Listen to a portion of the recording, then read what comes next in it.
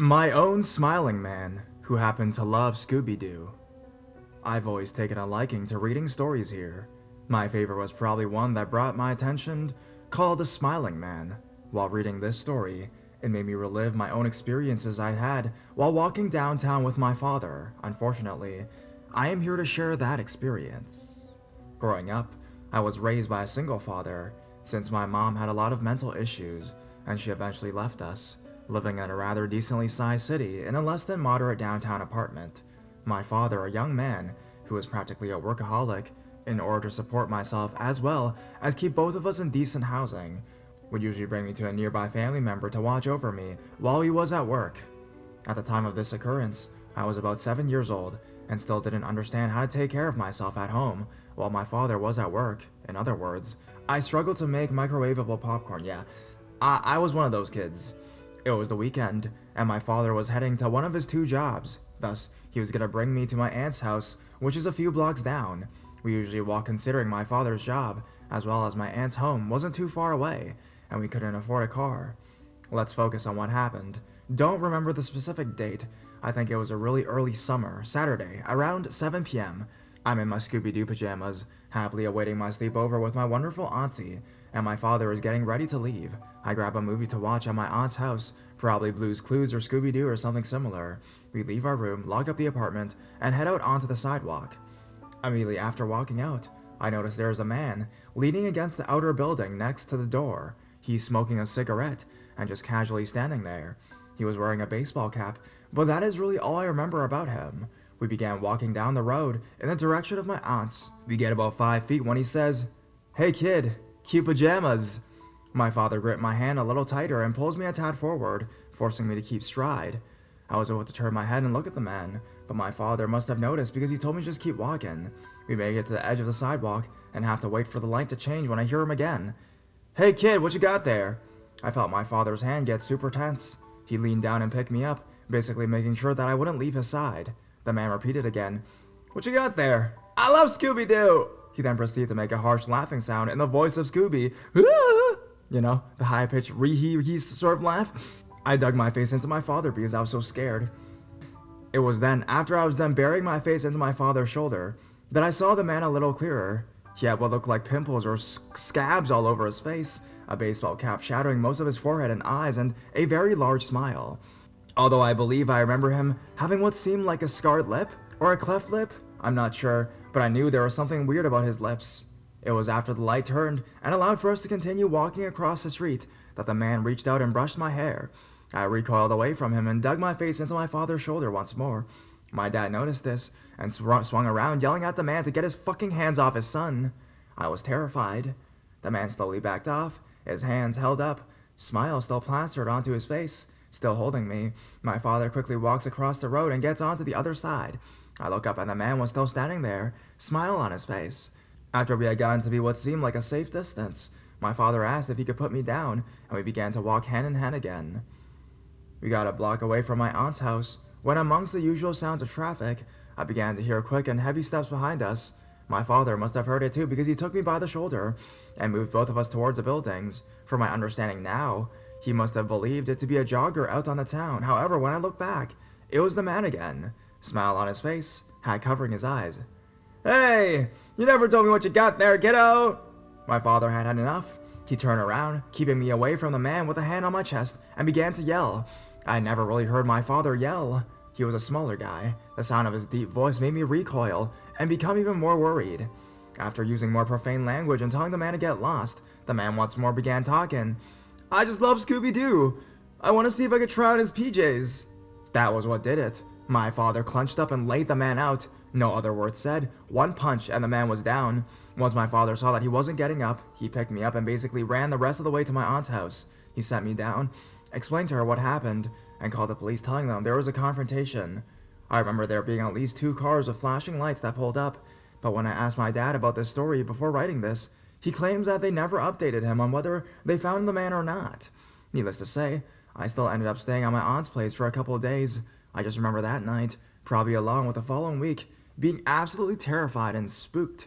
We eventually ended up moving out of there, and my father ended up marrying another woman. We moved into a quiet town where not a lot happens. and I am now in college.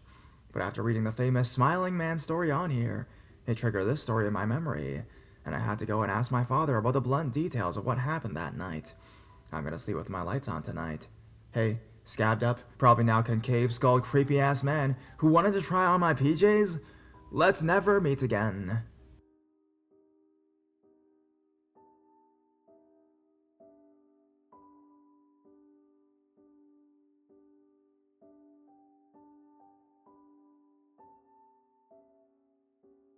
Creepy old guy and immigrant woman. So, this story happened almost 2 years ago, and I was 19 years old. For context, keep in mind I live in Sicily, island in South Italy, and there's a lot of African and Middle Eastern immigrants coming here. This is a pretty long story. So, summer of 2016 late night, me and my three best friends, Mark, Luke, and John, had walked all the way to this new ice cream place, which was open all night, and made some damn good ice cream and waffles. The place is in a pretty big and popular square in town, but somewhat detached from the street, which are busiest.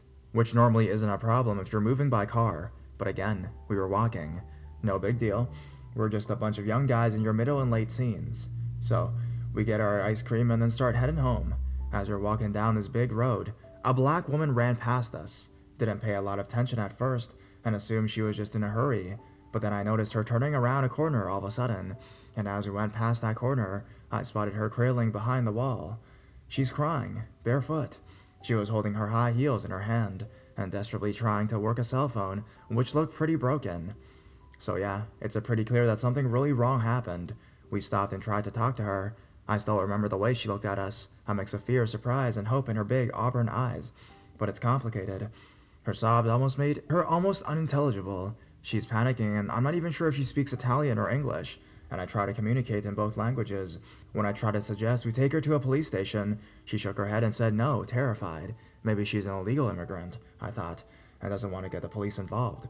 But she was dressed pretty well. Was she roped into a prostitution racket?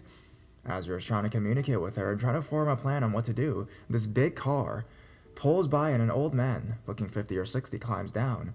At first I am relieved, thinking that he saw us and decided to stop and help, but as soon as she sees him, she grabs my hand and with such force that it hurts. She's terrified by this guy. The first thing old, fat man does is address her in a threatening voice and tells her to get inside the car, but she hides behind me. I'm 184 and with broad shoulders and probably look like the toughest in the group.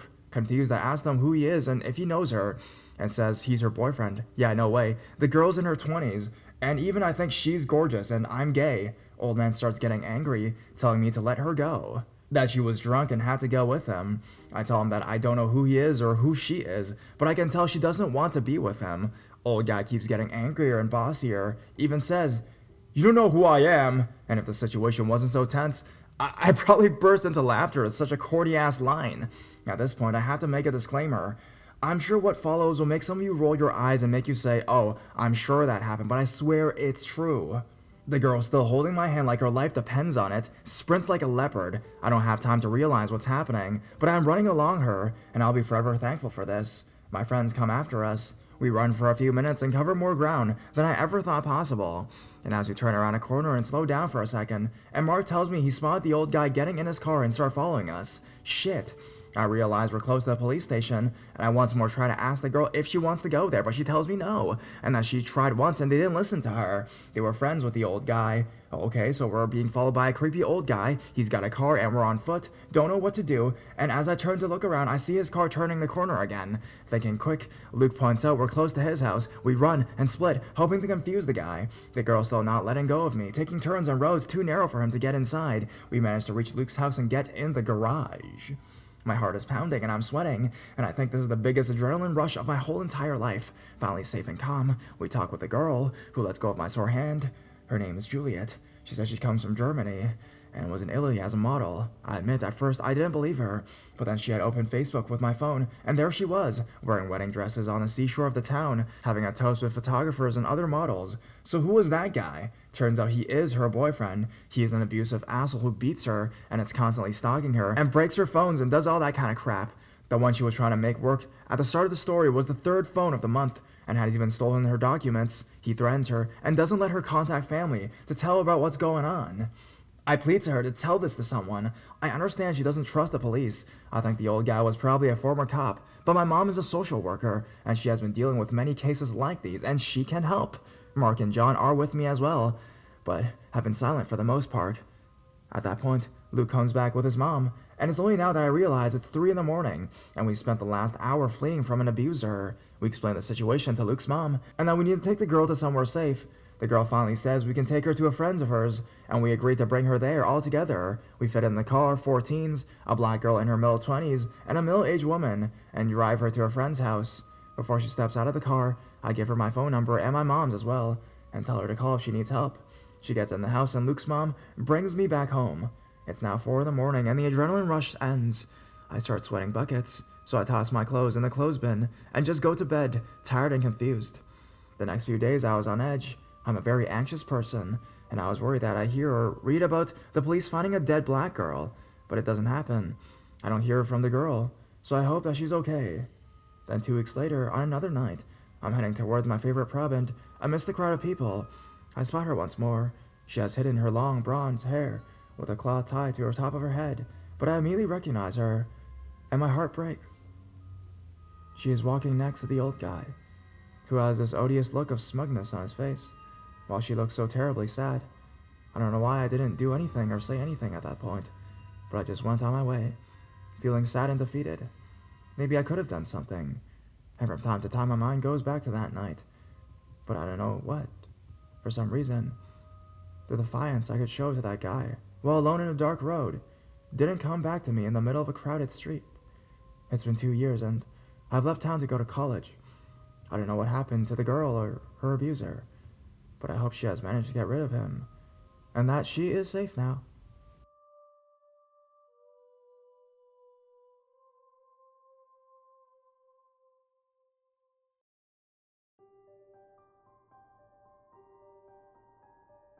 Creeped out in a field after 10 p.m. on a Saturday night. A bit of background before I start my story. I'm a 24-year-old female, and I live in a small village in the UK. I have a female yellow Labrador, who I walk later at night for 2 reasons. Firstly, because I like to have peace to let her run around, and secondly, because I have a glow-in-the-dark ball I throw for her. I live right next to a lot of fields, which is convenient for walking my dog, and I frequent these fields on a daily basis. The bottom of the field relevant to this story has a very tall wall along the bottom and right-hand side, and thick bushes surrounding the rest of the field, apart from the gap left for the farmer's tractor to enter. Anyways, as I was walking towards the dip in the wall tonight, at around 10 p.m. on a Saturday night, my dog runs towards the wall as she always does. Just before my dog reached the wall, a man appeared above her, on his bike. This startled my dog, who barked at him and ran back to me. The man jumped down from the field, lifted his bike down, and was on his way. Everything was great, whole field to myself. I'm casually throwing my dog's ball around the field when I notice a small light flying down the next field, towards the field I am in. I start to hurry a bit in the hopes that I can get my dog out of the way so she doesn't bark at the man again, so I keep my eye on the light to see how much time I have to get to where I want to be. I throw my dog's ball as I see the light entering the field I am in. Wait until it has landed, so I know where to go if my dog can't find it. Turn back to see how far around the field the cyclist had got, and he's gone. I'm slightly freaked out and just stand and look for him for a minute, then decide to just continue walking and try to figure it out as I go. As I'm walking, I'm convinced I seen a phone light in the bushes that separate the fields, and also heard 2 beeps, as if someone had received a text message on a mobile. I'm trying to convince myself that there must be some other way he got out of the field, but I certainly do not know any other exit for a cyclist. I finish my walk and leave the field, since my house is right next to the field. I went in my back door, waited a few minutes, then walked to my front door and looked into the field.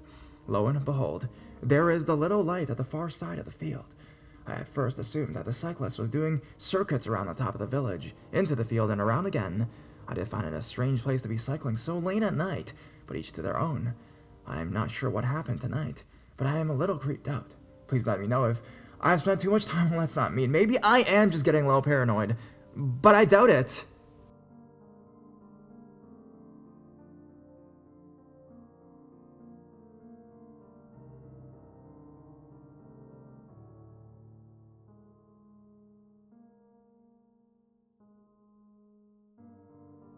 The selfie strategy. For context, I'm a 22-year-old biofemme living in New Zealand. This incident happened about a year ago. My city is fairly safe. Of course, nowhere is perfect, but there isn't anything to worry about living here. So it's normal for me to go out on Saturday nights and do some video gaming with friends and then catch a bus home after midnight. So it's about 1 a.m. and I'm on the bus home. I'm sitting one row from the back on the right side, and there is another guy sitting across from me on the left side. The windows are tinted black, so I can't see outside very well because it's dark. But I can see my reflection and subsequently where he is sitting and what he is doing perfectly. That's when I notice he's taking a selfie. But he's doing that to be inconspicuous. He's got his back towards me, holding the phone up high, so to anyone else it could have interpreted as a selfie, but by looking at the reflection of his phone screen, it was a photo of me. I turn to him as he snaps a pic and announce loudly for the other passengers to hear, "Do you want to not creepily take pictures of me, a stranger?" He laughed and mumbled something. The other passengers heard this in turn, but soon go back to their own selves. I turn away again, this time putting on my hood and my hoodie. I've got my mother's number on my phone in my pocket, finger on the button, ready to call. I think I'm rather street smart, and don't usually get this jumpy, but the way he laughed at me, drawing attention to this creepy behavior, made me unsettled.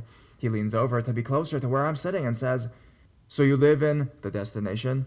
I once again raise my voice for others to hear. "Stop talking to me!" Again, he laughs. At this point, I am freaking out that we're getting closer to my stop and he's going to follow me. The way the suburb is laid out means I can't take detours to try and lose him, nor are any shops open after midnight for me to run into. Thanks to a miracle, he gets off the bus 2 stops before mine. He stands up, places a hand on my shoulder and says, "Have a good night." I snap back very loudly, "Don't fucking touch me!" And for a final creepy time, he laughs and smiles as he walks out the bus door. I went home, proceeded to call Mom, while I was shaking and fill her in. Somewhere out there is a selfie with me in the background, looking irritated and slightly concerned, so, creepy selfie bus guy, let's not meet again.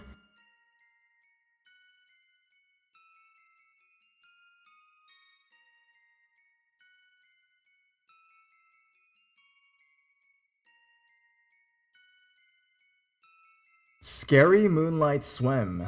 I'm telling this story for a friend of mine. It was the beginning of summer. My DHJ and I were going camping at my favorite place in the whole world. This was a wilderness campground with a crystal clear lake and hiking trails, a river for canoeing, fishing, etc.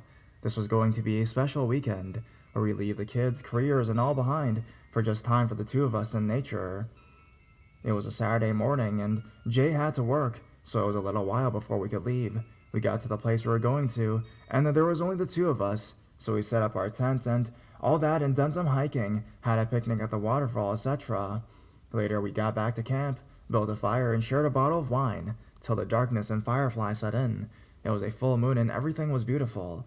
I got this brilliant idea to do something I had done so many times before. I wanted to go skinny dipping in the lake. Well, Jay had already drank too much, and he was really tired from having to work earlier that day, and all the hiking he had done and didn't want to go. Also, there was no one camping except the two of us. If there had been, I wouldn't have gone, at least not skinny dipping. But I felt grimy and sweaty, and was just not able to sleep without cleaning up. So Jay decides to lie down and rest in the tent, and I take off down the Moonlight Trail. My beach bag loaded with soap and shampoo, change of clothes, and other bath items. While walking down to the lake, my spidey senses kind of picked up on something. It's just a bad feeling, I guess, but I ignored it. So once I got there, I undressed, put my clothes on the root of a big old pine tree and dove in. I bathed, I swam, enjoyed the relaxation. It was almost like a trip to the spa for me. Finally, I got out. I was standing on the shore getting dressed, and I had that funny little gnawing feeling, like when you're being watched. My concern was, there could be a bear or some other wild animal.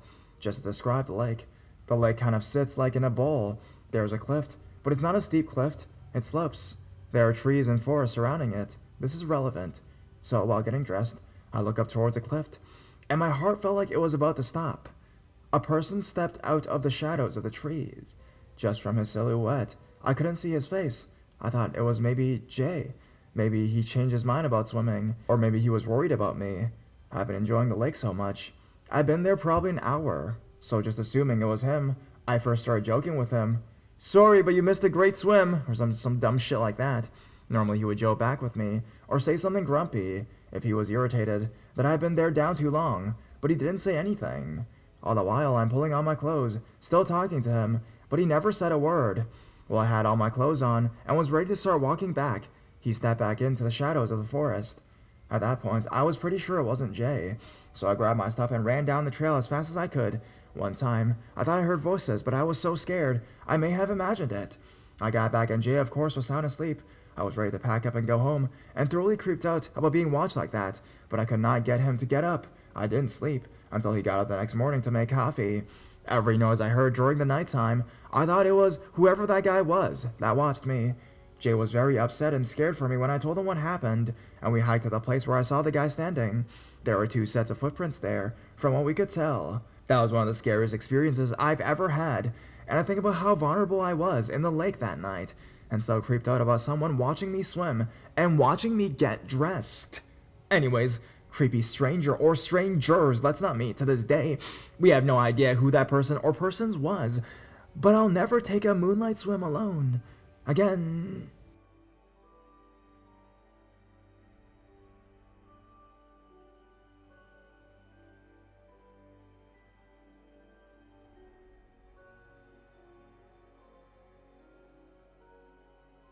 God said I belong to him.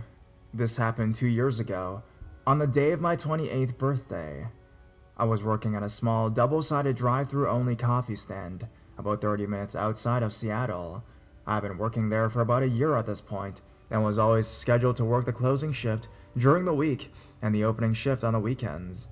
At the 7 years I worked as a barista at this point, I'd never been confronted with a situation that challenged my feelings of security while working alone, and despite having heard numerous stories over the years of other baristas in the area who had suffered violence or dangerous interactions with some of their customers, I considered myself fortunate to not have to place myself amongst them. Unfortunately, on this day, that would change. Thursday, November 7th, 6:45 p.m. I was planning to close the stand at 7 p.m. like usual. It was very rare that I would have customers come through, and the stand past 6:30, and because of this, I felt myself jump slightly when I looked up from the espresso machine I was cleaning to see a man standing behind the glass of the closed window beside me. Adding to my alarm was the fact he made no noise whatsoever as he approached the stand, and made no attempt to grab my attention once he got there. Instead, he stood behind the window in complete silence, his mouth awkwardly fixed up into an unnatural-looking smile. At first, I wasn't sure he was even a customer at all, considering the idea he may be a part of the large group of transients and homeless that were known at the time to reside in the area, who occasionally came up to the stand to ask for free coffee or water. For safety reasons, I typically refrained from serving walk-up customers after dusk, but because he now knew I had seen him, the rules of good customer service required I at least acknowledge the fact that he was there, so reluctantly, I decided to serve him. He introduced himself as Ivan. He was around my age, seemed reasonably well kept, in the sense his clothing and overall appearance looked pretty clean, and despite a slight Eastern European accent, his English was very good. His eyes, however, were utterly unnerving. His gaze made my stomach feel uneasy. Immediately my intuition was alarming that something about this individual was very wrong. Every red flag possible was beginning to show in my mind, and I could not shake the deep, almost overwhelming sense of darkness that I had felt coming from this person. There was an evil in him that I couldn't ignore, though I would soon find out exactly why I was feeling this way.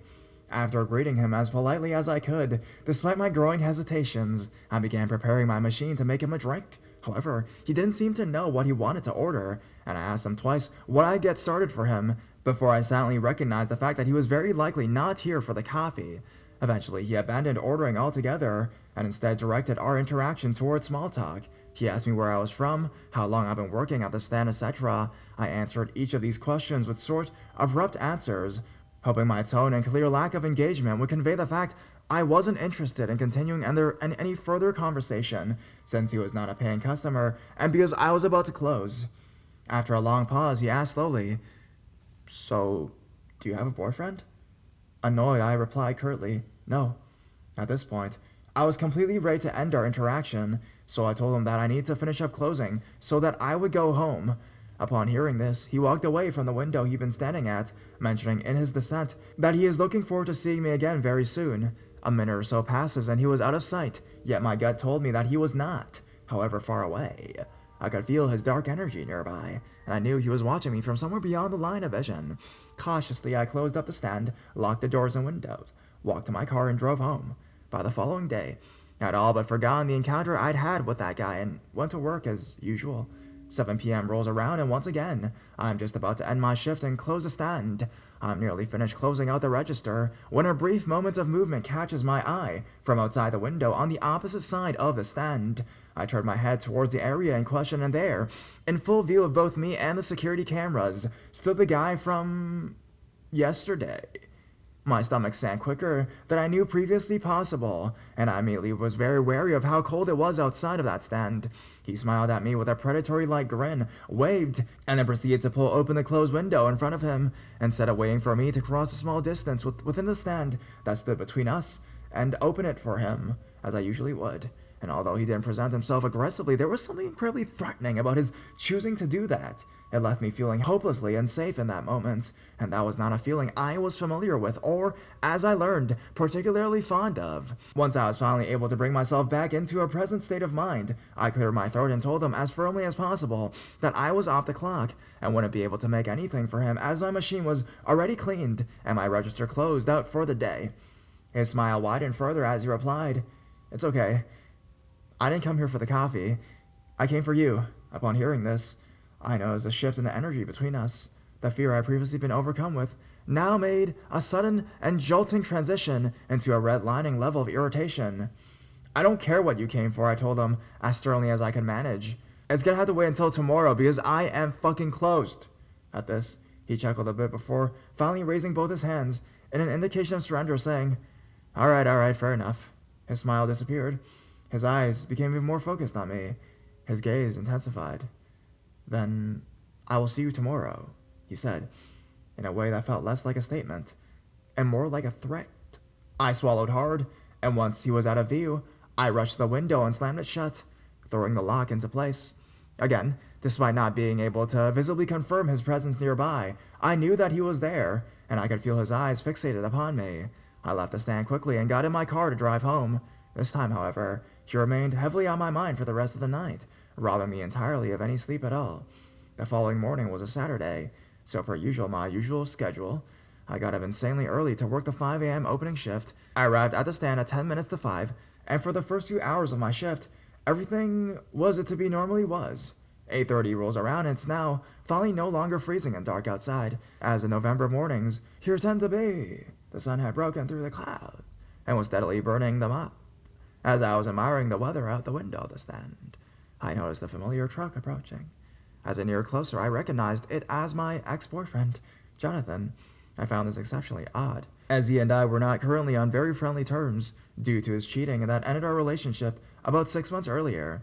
He pulled up slowly to the edge of the open window I was occupying, and I asked him, very skeptically, what he was doing here. "I'm sure I'm probably not someone you were wanting to see today, I know, but I just wanted to come by and wish you a happy birthday and see how you're doing." Just as I was about to thank him for the birthday wishes and inform him that no, indeed he isn't someone I wanted to see that day, I noticed someone about 100 yards away, approaching the stand on foot. It was Ivan. I quietly whispered to Jonathan that I need him to stay here with me, even if another customer pulls in for service behind him, until the guy who had just walked up is gone. I could tell he was able to register the fear in my eyes, and he immediately agreed to stay. I brought as much focus into my demeanor as I could, and turned to face the window on the opposite side of the stand, just as Ivan approached it. I walked slowly over to him, and noticed right away that he'd been crying. His eyes were bloodshot, and few tears dripped slowly down his feet. Disregarding his obvious emotional state, I informed him he needed to leave, as I was not going to serve him. Before my statement could reach its conclusion, however, he cut my words off abruptly. "I don't need this anymore, you can have it." As he said this, he threw what I later came to recognize as his Russian passport into the stand through the open window. I picked it up, puzzled, and with a mix of both caution and disinterest, I asked him why he would no longer be needing it. "I just won't." I allowed his words to hang heavily between us, while I attempted to make sense in my mind of what a gesture like this might mean, if anything at all, before I felt a strong bite of dread inside my chest. The fear crept slowly into my throat, before finally escaping past my lips in an audible gasp, bringing Ivan the confirmation he'd been hoping for that I understood what was about to happen here No guest to a foreign country would willingly discard or abandon their passport unless they intended to see a completion, an act of absolute finality.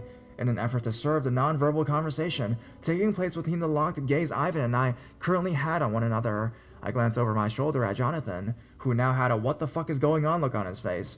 In an instant, he recognized the desperate, pleading fear in my eyes. This caused his own expression to quickly change to one of panicked urgency, as he attempted to understand what had just taken place between this stranger and myself. As I turned back to Ivan, I noticed immediately that his crying had stopped. His tears were now replaced with a look of what I can only describe as complete and utter insanity. This is the point where the dynamics of our interaction shifted indefinitely. Guy came to me last night in my dreams, he began slowly. He told me you will be my wife. You are my wife, you are mine. You are for me. A sickening, sadistic smile curled the corners of his mouth up in such a way it was almost physically painful to witness. My heart began throwing itself violently against the inside of my chest as adrenaline surged through my system. You are my wife, he stated again. You are my wife, and now, you come with me. Right now. At this, he planted his hands firmly onto the ledge of the window that stood before him and began to lift himself onto it. Realizing now that he was attempting to crawl through the window and into the stand, I practically threw myself across the small distance between he and I and quickly slammed the window shut, locking it. He pushed his weight back down off the ledge, paused, and then proceeded to give me a look that made me truly understand the meaning of having one's blood run cold. I felt the inside of me began to quiver in a way that I've never felt before, an anxious vibration that was working its way throughout my entire body. This was not over yet, I understood this. At this, Ivan offered me a quick wink and began to move with obvious purpose towards the back of the stand. Soon I could hear a faint beep beep beep beep of buttons being punched on the electric keypad that secured the lock on the back door. Ivan was trying to get through the only actual entrance to the stand in my mind. I knew there was no way he could ever manage to guess the 4-number code and dismissed any arising concern that he would be able to gain entry. Not gonna be that easy, I said under my breath, though I was unsure if I truly believed that. A sudden realization I hadn't spoken far too soon arrived like a dead weight thrown directly at my gut. The dread that followed.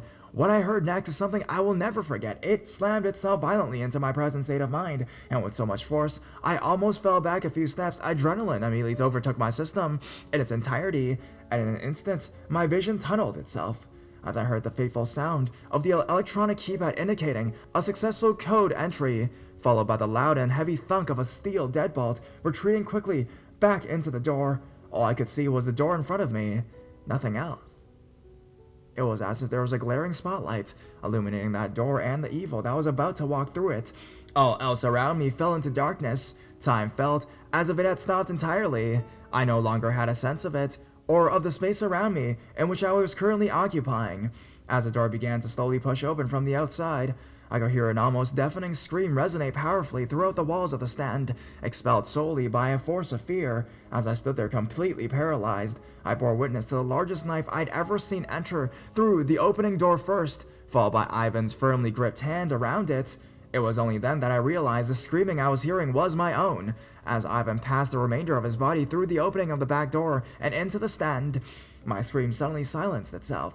Before I continue any further, let me just say that until you personally experience a situation that demands you to access your fight or flight response, you have no idea what that response is going to ultimately be. The type of fear that's required to trigger this defense mechanism in the first place is more than most people ever realize. How you will react to it will be involuntary. In this moment, I recognize the simple fact that regardless of whatever it is this guy had planned for me here today, I intended to survive it. And not simply survive, but I intended to execute a lesson this guy clearly needed to learn. Never underestimate someone's capability to persevere or the fight that drives them. Remembering at this that Jonathan was still in his truck on the other side of the stand, I ran to the window and screamed desperately through the now closed and locked panel of glass. Jonathan! He's got a fucking knife! Jonathan's eyes grew huge, and he threw open the driver's side door and flew from his truck towards the back of the building. Then, in the furthest corner of my vision, I caught sight of a dark, looming presence enter into the space of the small interior of the stand. Ivan, now standing no further than 10 feet from me, reeked of an evil that overtook every inch of space within the small building we now occupied together. It made the air so heavy around me that breathing started to become difficult. It felt thick and toxic in my lungs, nearly causing me to choke. As my struggle to breathe increased, Ivan began to close the few feet of space still between us by taking slow, taunting steps in my direction. His knife was gripped firmly in his hand, which rested at his side, but the look he had on his face in the moment he was so intense that I felt as if it were made of his own blade. He used his eyes to cut into me, deeply over and over again, and spoke softly through the visual violence. "You are my wife. You are my wife." Ivan ultimately only managed to take a total of 3 steps towards me before I saw an arm being thrown around his neck from behind. As I stood there in a state of paralysis due to fear, I watched as Jonathan pulled Ivan back by the neck with so much force his feet flew out from beneath him. Suddenly, both Ivan and Jonathan were on the ground right outside the door, with Jonathan securing Ivan in a headlock that proved nearly impossible to break away from. Jonathan yelled strict instructions to Ivan not to move, not a single muscle, or he would choke the fucking life out of him. Surprisingly, Ivan remained completely still, never once making any signs of resistance.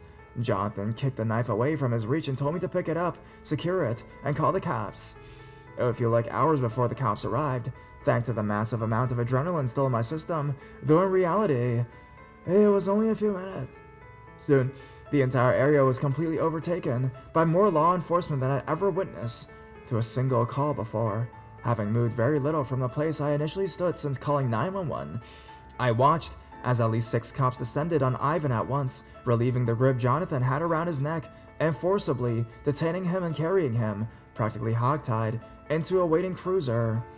Apparently, while speaking to the cops after being securely restrained and unable to flee, Ivan insisted continually that I was his wife. God had told him, after all, and that I was intended for him. I belonged to him, God said. He was simply there that morning to collect that which he had been promised.